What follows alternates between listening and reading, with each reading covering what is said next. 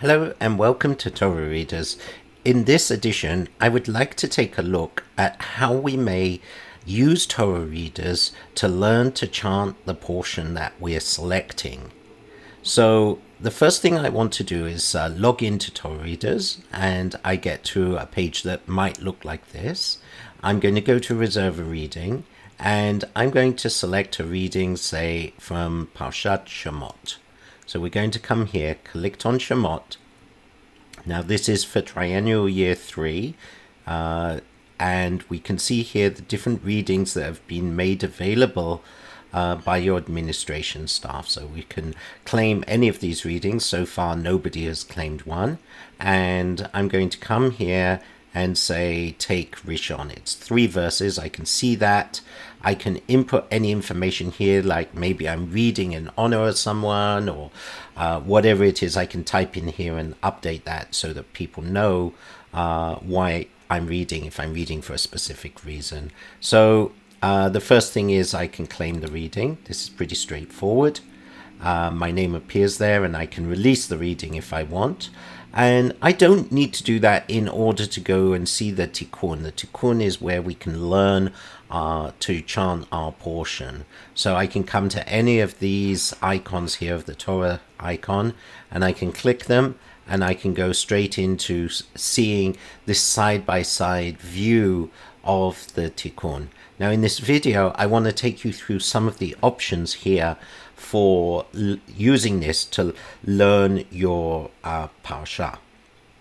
So first of all, we see that we've got this side-by-side view. On the right here, we have the Hebrew with the vowels and with the notes, the trope. So we can read this a little easier.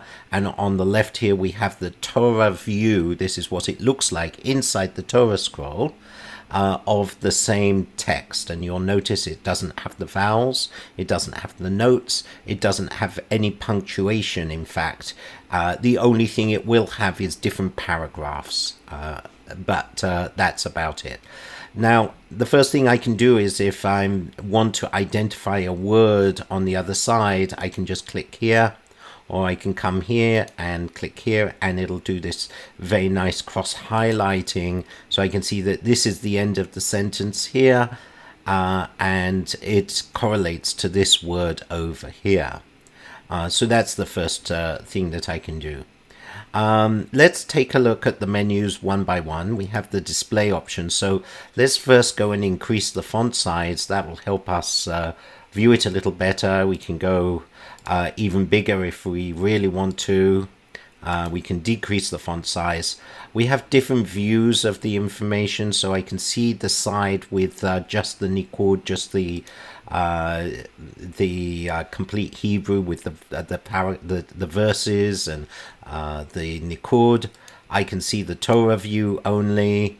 That's very helpful if I want to learn my portion without seeing the vowels. And obviously we can go back to seeing them both. Another option we have here for helping us is this the colorize option. So let's take a look first at the highlight. The trope, this is highlighting in red the notes associated with each word. We can highlight the vowels. This highlights the vowels in blue, so we can differentiate between the notes, between the letters and the vowels here. And if we turn these two off, they're toggles, we can come to the colorize.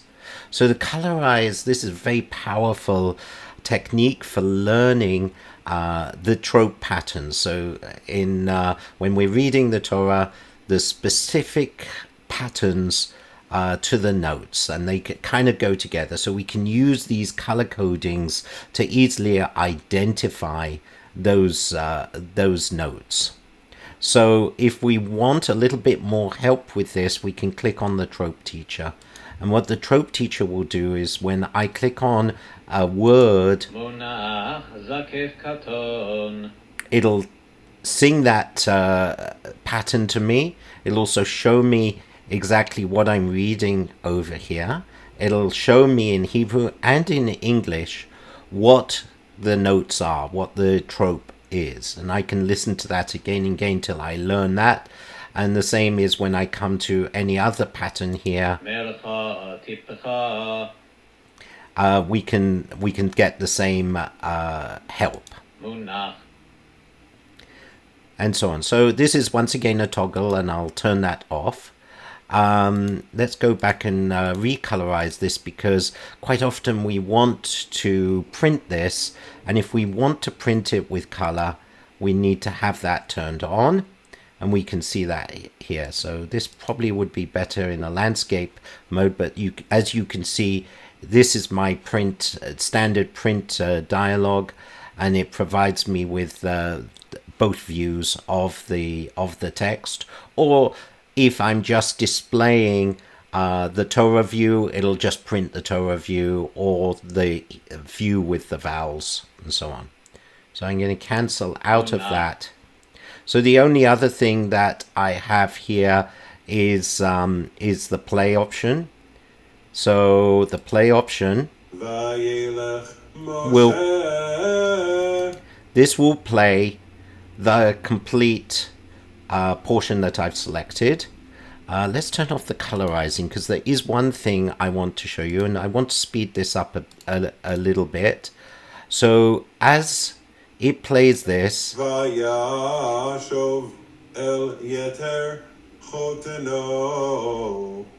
it highlights the word that the voice is currently singing. I can speed this all up and so on. So I can make that go faster, I can make it go slower. I have complete control over the controls of how fast I want to go. Last option here is the translation. Not everything we have translated, but most of the portions are translated to English, and we can use that if needed. Once I'm finished with this, I can go back and I can load, say, a different set of verses, and once again I have the same options. This one has the translation, as we can see here. And that's it as far as learning to read your portion, to chant your portion. This is a very useful option, and it doesn't matter whether we're talking about triennial year 3, 1 or 2, or the full weekday reading. All of the recordings are here. We have the complete Tikkun for every single reading that's available on Torah Readers. I hope this has been helpful for you, and if you have any questions, please contact your Torah Readers admin in your synagogue. Thank you.